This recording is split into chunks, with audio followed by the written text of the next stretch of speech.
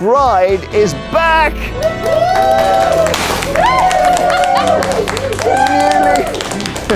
The newly married Storm is here to tell us all about her wedding day. So welcome back and congratulations. Thank you very much. And of course, Storm just said, "Oh, I'm popping off for a few days off," you know, and then I get a video of you in the marital car. But can you believe, on my way to my get married, I'm sitting there and I'm thinking, that's a familiar voice playing on the radio. It's Jeremy Vine. So I sent you a wee message and then I sent you a wee video. Oh, it was so nice. And was it the best day ever? It was incredible. Absolutely spectacular. Now, we did run a bit of a risk here because we picked 2 outdoor venues on 2 different days in September in Scotland. And, you know, fortune favours the brave because the sun came out just there we go as we were saying our vows. And it was beautiful. Absolutely spectacular. I haven't seen these before. These are fantastic photos. He's very handsome. But the other thing is, it's the look of love. It sounds corny, but it's the look of love. I mean, that expression on his face is so beautiful. It's lovely. So look, why don't we meet the man in Storm's life, new husband, Kerr Okan. Hello! How you doing? Doing well. And congratulations to you as well. Thank you very much, sir. It's a fantastic day. Yeah, I mean, it looks at who was taking those photos. They're brilliant. That was a prepared paparazzi. We had a friend of mine, so he came up and made it. He's very good at Photoshop, as you can tell. And how's it going so far, Kerr?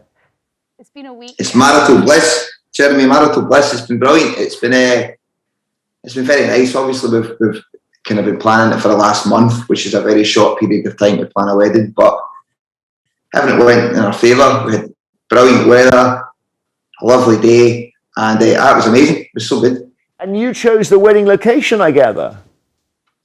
Yeah, so Loch Lomond's a place that's kind of special to Storm and I. And I mean, there's like no better place. It's a free venue. So that's right up our street. Something for free in Scotland. That's us, we're sold. So would you have had, could somebody have suddenly wandered into the wedding venue wearing a pink anorak or something? Yes.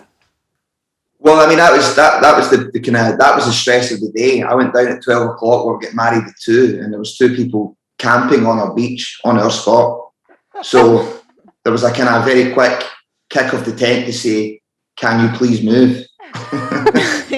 I didn't know that. And it was a rather familiar face that married you, Storm, wasn't it? Yeah, incredible. Carol Smillie, who is now Carol Knight, does humanist ceremonies now, and she was our registrar, and she was phenomenal, absolutely brilliant. So she's a friend of ours, and we didn't know that she did humanist ceremonies, so it was all kind of perchance, just in a day out in a pub, bumping into my friend who said, "Do you know Carol Smillie does this?"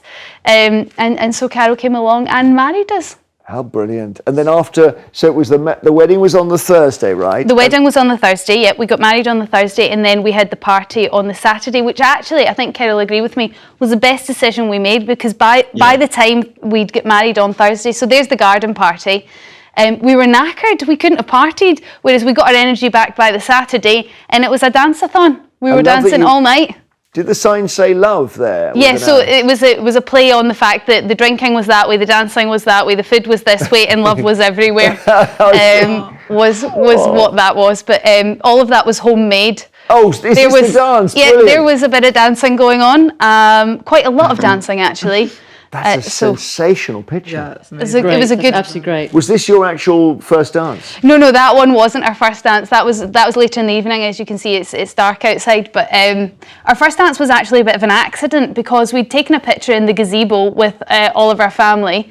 Everyone left. We were left in the gazebo. The DJ was already playing. We can't resist a dance, so we started dancing, and everyone just assumed that was our first dance. So what was it? Uptown Funk was now our first dance. Yeah. Yep.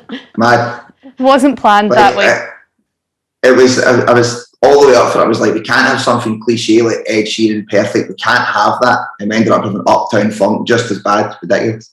I loved it personally. I thought it was great, but we got no footage of it because all of the videos were like people were filming were about 7 seconds long and jumping up and down because everybody else was dancing. So we have no footage of our first dance. And I gather the highlight of the evening was when the police arrived. Well, it's not a party mother unless the police arrive, Jeremy. So The only difference this time was nobody was huckled out the venue. They were very, very nice. They came in and they congratulated us and let us keep partying till the wee hours. So, yeah, that's a typical party in Motherwell. This sounds like an absolute cracker. It almost sounds like the pandemic constrains marital celebrations a bit, but it sounds like you got the best of it, actually. Well, that's sort of how it ended up being. It was meant to be really, really small. Kerr, it was meant to be 40 people, but Kerr kept inviting people, so I think 80 people turned up. And then, and the reason it was always outside was because we had COVID in mind and we didn't want venues to cancel on us. So small amount of people, outdoor venues to keep everybody safe. We've got a picture of Kerr showing his wedding ring off, which I think we can see. That's nice. But we haven't seen yours yet, Storm. What's going on with So your I've got ring? an interesting dynamic here. I got an absolute stonker of an engagement ring. Thank you very much, Kerr. But it meant that a wedding band doesn't really fit on the same finger. So I'm now wearing my thumb ring on the other thumb, so it doesn't detract from this hand. So there you go. I've got my engagement ring, and that's now my wedding band on my thumb. Oh, I see. Yeah. So if you ever see me not wearing this, I've probably forgotten it. Okay, that's a nice arrangement, Ken. A bit unusual. You approve? Well, she blew the budget, Jeremy, on the engagement ring. So I was like, just roll out your old ring again, and we'll clean it up. There we go. It's problem solved. My wedding band I technically bought for £10 when I was 13 and have worn it ever since. Yeah. So why not? So where are you going on your honeymoon? Well, I'll start with you, Mr. Okan. Where are you going? Well, it was meant to be Bali, as you know. It's been postponed now a good few times, and that was hopefully going to be next month, but again, not on the green list. So I think a last minute deal with some I don't know, whatever's allowed at the time. Storm is really the boss of this, you only ask her. Well, I tell you what, we should throw it to the audience, Storm. Should we do that? Listen, if anybody's got any suggestions, end of October, I have some time off and we'd like to go away. We can't go to Bali till next May, obviously. So any suggestions on somewhere that'll be nice and warm? All right.